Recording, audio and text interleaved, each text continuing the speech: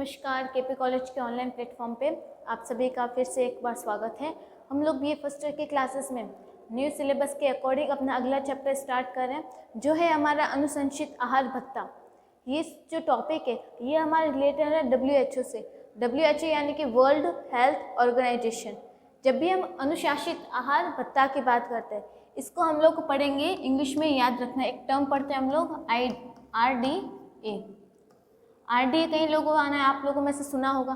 RDA की full form होती है रिकमेंडेड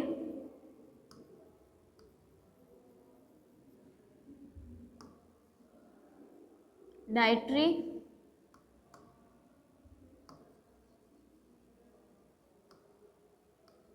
अलाउंस। इसको शॉर्ट में लिखा जाता है RDA। यानी कि ये जो अनुशंसित आहार भत्ता है ये क्या है? RDA यानी कि रिकमेंडेबल डाइटरी अलाउंस क्या होता है? ये शुरू किया गया है WHO के द्वारा। WHO है हमारा वर्ल्ड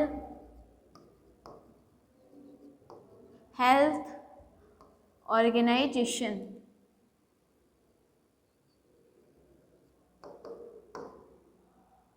यानी कि इस WHO ने कहा क्या शुरू किया है? RDA को। अब RDA है क्या? यानी कि जब भी हम पोषक तत्वों की बात करते हैं, हम लोगों ने पोषक तत्वों के बारे में पढ़ा। पोषक तत्वों से जो हमने अलग अलग फूड ग्रुप्स बनाए, उन सब के बारे में हम लोगों ने चर्चा कर ली।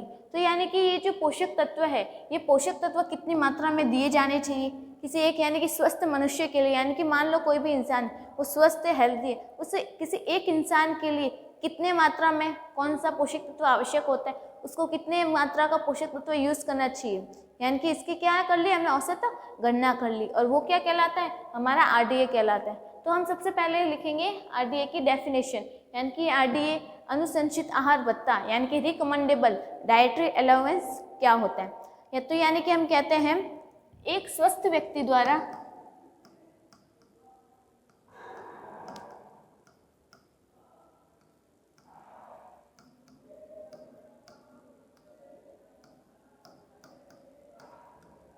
एक स्वस्थ व्यक्ति यानी कि जो हेल्दी ह्यूमन है, एक स्वस्थ व्यक्ति द्वारा प्रतिदिन की यानी कि डेली की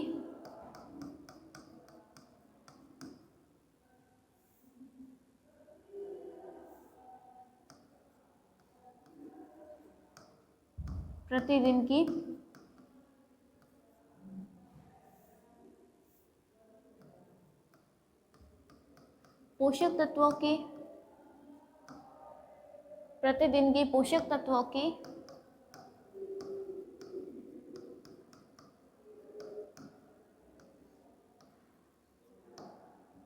आवश्यकताओं की पूर्ति के लिए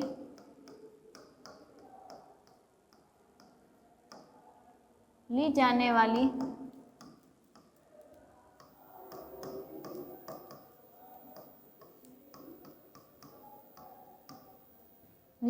वाली पोषक तत्वों की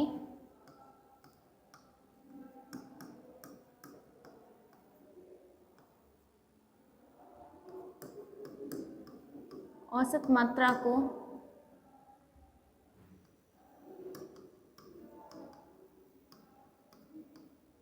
RDA कहा जाता है।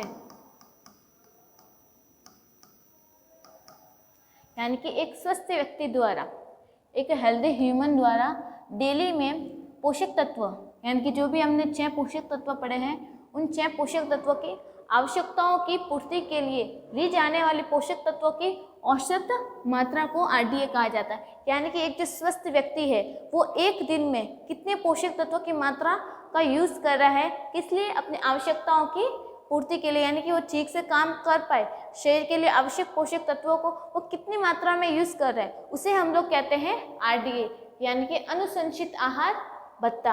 और भी कहते हैं इसको रिकमेंडेबल डाइटरी अलाउंस। और ये किसने दिया था? ये सबसे पहले दिया था WHO ने। यानी कि WHO के द्वारा ये लिस्ट तैयार की गई कि क्या करना है कि हर किसी व्यक्ति के लिए क्या होना चाहिए? RDA फिक्स होना चाहिए। और इसकी शुरुआत की थी हमारे इंडिया में, इसकी शुरुआत की गई थी नेशनल इंस्टीट्यूट ऑफ न्यूट्रिशन यानी कि NIN के द्वारा।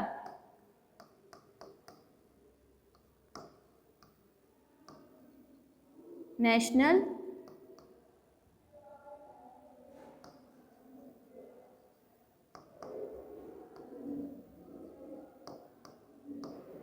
इंस्टीट्यूट ऑफ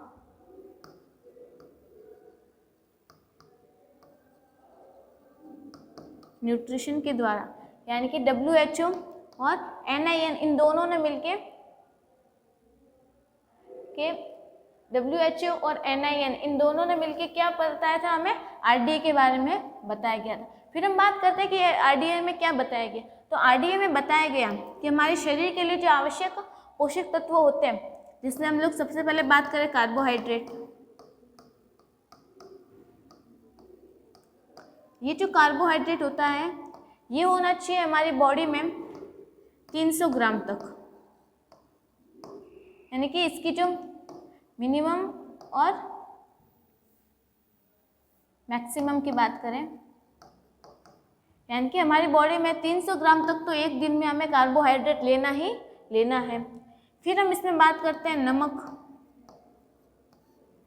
नमक हमारी बॉडी के लिए आवश्यक होता है 5 ग्राम। ये सब हम किसकी बात कर रहे हैं, एक दिन की, यानी कि प्रतिदिन की बात है RDA में की गई है। तो यानी कि हम कार्बोहाइड्रेट हमारी बॉडी में लेना होता है हमें 300 ग्राम तक, और नमक हमें लेना होता है हमारी बॉडी में एक दिन में नमक की आवश्यकता होती है, वो होती है 5 ग्राम तक। और फिर हम बात करते हैं वसा। वसा चाहिए हमारी बॉडी को 60 ग्राम तक, यानी कि कार्बोहाइड्रेट की मात्रा RDA में तय की गई है 300 ग्राम तक, नमक की मात्रा तय की गई है 5 ग्राम तक, और जो वसा की मात्रा है वो हमें रखी गई है 60 ग्राम तक।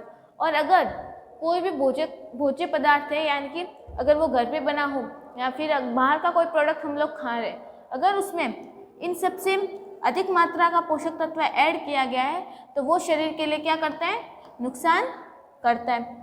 इसलिए हमें क्या करना है, इस पोषक यानी कि कुछ भी खाने से पहले, कुछ जंक फूड वगैरह खाए, कोई पैकेट वाली चीज़ें खा रहे हैं, तो सबसे पहले क्या देखनी है, इन पदार्थों की इन मात्रा को देखना है कि कौन सा पदार्थ कितनी मात्रा में उसमें उपस्थित है।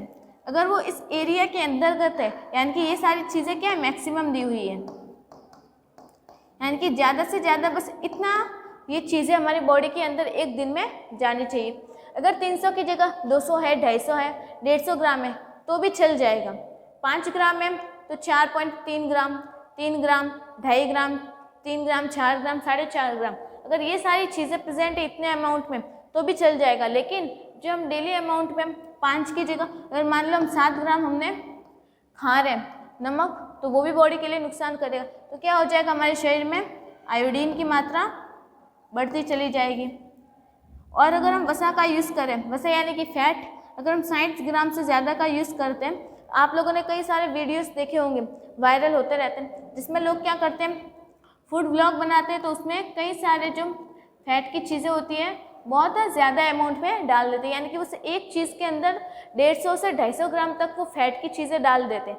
अब यहाँ पे तो लिखा हुआ है 60 ग्राम, और कहाँ पे 150-250 ग्राम तक के वो जो बटर है वो उसमें डाल देते हैं। तो अगर यानी कि वो एक टाइम पर अगर हम इतना फैट ले रहे हैं, यानी कि इसका तो क्या है, डबल है, डबल ट्रिपल गुना ज़्यादा है, तो वो क्या करेगा, हमारी बॉडी के लिए नुकसान करेगा। तभी हम बात करते हैं कि ये जो RDA ने कितनी लिमिट तय की है, कार्बोहाइड्रेट की 300 ग्राम, यानी कि मैक्सिमम इससे ज़्यादा का जो कार्बोहाइड्रेट है ये हमारी एक दिन में की डाइट में ऐड नहीं होना चाहिए। फिर हम लोगों ने बात की नमक 5 ग्राम तक होना चाहिए, और जो फैट यानी कि जो वसा है वो 60 ग्राम से ज़्यादा हमारी बॉडी में उपस्थित नहीं होना चाहिए एक दिन के अंदर। फिर आगे बात करते हैं कि ये जो RDA होता है, ये RDA किस लिए बनाया गया? तो RDA ने ये इसलिए इसका इन्वेंशन किया कि हमारे RDA ने ये बताया कि जो भी बच्चे वगैरह हैं उनकी जो सही तरीके से वृद्धि हो सके, विकास हो सके, तो इसके लिए उनमें पोषक तत्वों की सही मात्रा का होना बहुत आवश्यक है।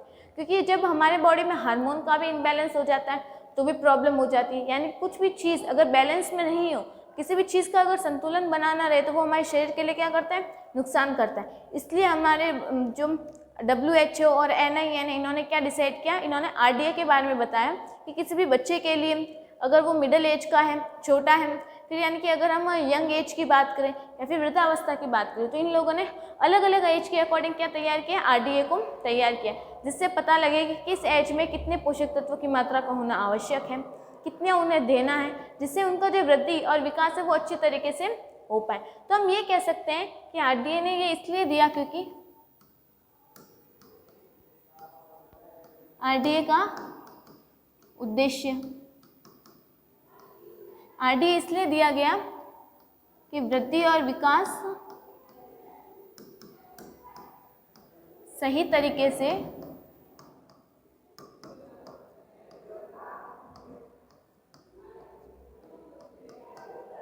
जो वृद्धि और विकास है वो सही तरीके से तथा सही समय पर, सही तरीके से और सही समय पर पूर्ण हो। यानी कि जो बच्चों का वृद्धि और विकास है वो सही समय पर और सही तरीके से पूर्ण हो जाए, जिससे हमें क्या पता चलेगा, पोषक तत्वों की मात्रा, पोषक तत्वों की मात्रा का ज्ञान होगा। ये सब किसने बताया? आरडीए ने बताया कि अगर हम बाहर का भी अगर कुछ जंक फूड वगैरह खा रहे हैं तो हमें क्या रहेंगे, हम लोग अवेयर रहेंगे कि हमें क्या खाना है क्या नहीं खाना, क्योंकि जो बाहर के जितने भी प्रोडक्ट होते हैं, अगर डिब्बाबंद चीज़ें हो, पैकिंग चीज़ें हो या फिर जो जंक फूड वगैरह हो, वो लोग क्या करते हैं, इस आरडीए का प्रॉपर पालन नहीं करते। यानी कि अगर कुछ बच्चे ऐसे होते हैं जिनको एक दिन में ये जो आरडीए तय किया गया ये पूरा 100% तक नहीं मिल पाता। अगर यानी कि आरडीए 100% नहीं मिल रहा है, यानी कि उसे जितने पोषक तत्व चाहिए वो पूरे नहीं मिल पा रहे एक दिन के अंतर्गत। अब उसका डेली का यही रूटीन चल रहा है, यानी कि मुझे एक दिन में जितना पोषक तत्व चाहिए थे वो मेरी बॉडी को नहीं मिले, अब मेरा रूटीन डेली यही चल रहा है। तब धीरे धीरे करके मेरी बॉडी में क्या हो जाएगी, इन जो पोषक तत्व है इनकी मात्रा धीरे धीरे कम होने लगेगी। अब डेली यही चल रहा है कि मुझे 100% पोषक तत्व प्राप्त नहीं हो रहे, यानी कि मेरा जो आरडीए है वो 100% तक नहीं है। अगर आरडीए 100% तक नहीं है तो शरीर में पोषक तत्वों की मात्रा है वो भी क्या होती जाएगी, धीरे धीरे कम होती जाएगी। अब जैसे जैसे ये लगातार यही सिचुएशन रही, ये स्थिति बनी रही, तो शरीर में पोषक तत्वों की मात्रा धीरे धीरे गिरने लग जाएगी और हमें क्या हो जाएगा, कुपोषण का शिकार हो जाएंगे और जिससे क्या हो जाएगी, अलग अलग बीमारियां फैल जाएगी। इसलिए ये इसलिए तैयार किया गया कि हर किसी व्यक्ति को पता चल सके कि आरडीए कितना लेना है और कितना नहीं लेना है। अगर हम बाहर भी किसी जंक फूड का खाना खाते हैं तो हमें यह ज्ञात रहे कि क्या लेना है, किसमें हमारा जो पोषक तत्व है वो प्रॉपर अमाउंट में है, हम लोग उसी का सेवन करें। फिर हम लोग बात करते हैं कि ये जो आरडीए होता है ये हमारे लिए एक गाइड के रूप में काम कर रहा है।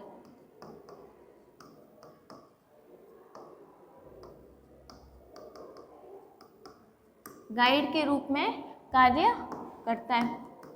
गाइड कौन होता है, हमें बताने वाला, है ना। कहीं घूमने जाते तो वहाँ पे हम लोग क्या करते हैं, गाइड बुक करते हैं, तो वो क्या करते हैं, हमें उन जगह के बारे में बताते हैं। तो उसी तरह आरडीए है, आरडीए क्या करे, हमें गाइड करे कि कौन सा पोषक तत्व लेना है, कितने अमाउंट में लेना है, कौन से खाने में ये पोषक तत्व उपस्थित है और कितना उपस्थित है, जिससे क्या पता चलेगा, हम लोग उस खाने में जो पोषक तत्व उपस्थित है उसके अकॉर्डिंग अपने खाने का सेवन कर पाएंगे और उस खाने को खाने के बाद हमारे शरीर को कोई नुकसान भी नहीं होगा।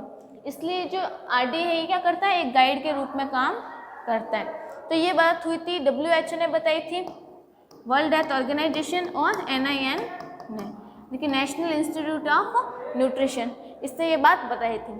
फिर इसके साथ आपके सिलेबस में एक और चैप्टर दिया गया, इसी में ऐड किया गया, वो है आईडीए।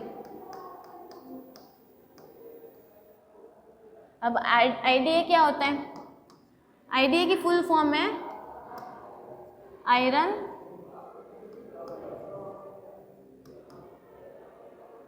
डेफिशिएंसी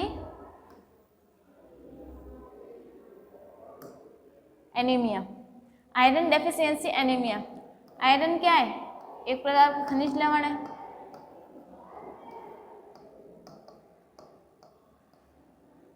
डेफिशिएंसी का मतलब होता है कमी, और एनीमिया, एनीमिया के बारे में पढ़ चुके हैं। एनीमिया क्या होता है, जब खून की कमी हो जाती है। तो आईडीए का मतलब क्या होता है, यानी कि हमारे खून में खनिज लवण की कमी हो गई। खनिज लवण भी कौन सा, आयरन। यानी कि जब हमारे खून में, यानी कि हमारे ब्लड में किसकी कमी हो जाती है, हमारे ब्लड में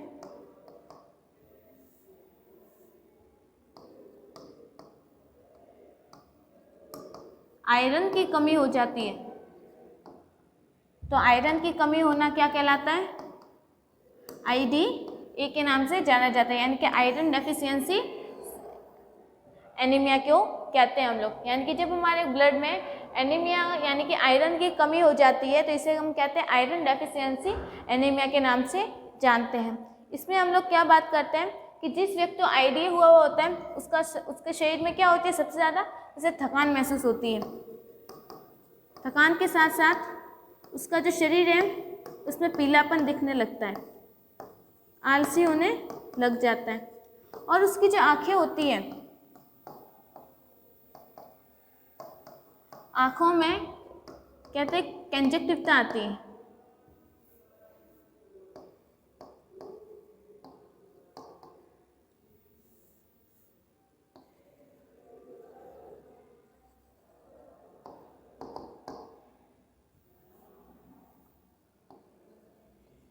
यानी कि आंखों में कंजक्टिविटी आती है। कंजक्टिविटी का मतलब होता है कि उसकी आंखें एकदम सूखी सूखी सी हो जाती है। जैसे जो नॉर्मली जो आंखें होती है वो वाइट वाइट या दिखाई देती है, थोड़ी सी ब्लडी रेड दिखाई देती है। लेकिन ये जो हमारे जिसे एक IDA हुआ होता है, यानी कि जिसमें आयरन डेफिशिएंसी एनीमिया रोग हुआ होता है, उसकी जो आंखें होती है उसमें कंजक्टिविटी दिखाई देती है। यानी कि या तो आंखों में सूजन रहेगी या फिर बिल्कुल की सूखी सूखी रहेगी या कि वो बेजान दिखेगा। उसका जो शरीर है वो पीला पीला दिखने लग जाता है, जैसे कि पीलिया के टाइम पे होता है, आलसी हो जाएगा, उसे थकान भी महसूस होगी, यानी कि थोड़ा सा भी काम करने पर वो थक जाएगा। यानी कि जब ब्लड में आयरन की कमी हो जाती है तो इस रोग को कहते हैं हम लोग IDA। ये भी किसने बताया गया था? RDA से रिलेटेड है। RDA क्या था हमारा? Recommended dietary allowance. और हमारा ये जो चैप्टर था अनुशंसित आहार भत्ता, जिसे क्या कह रहे थे हम लोग? RDA, ये कंप्लीट हो गया। अब लोग हम नेक्स्ट चैप्टर को देखेंगे नेक्स्ट वीडियो में। तब तक के लिए पढ़ते रहिए और धन्यवाद।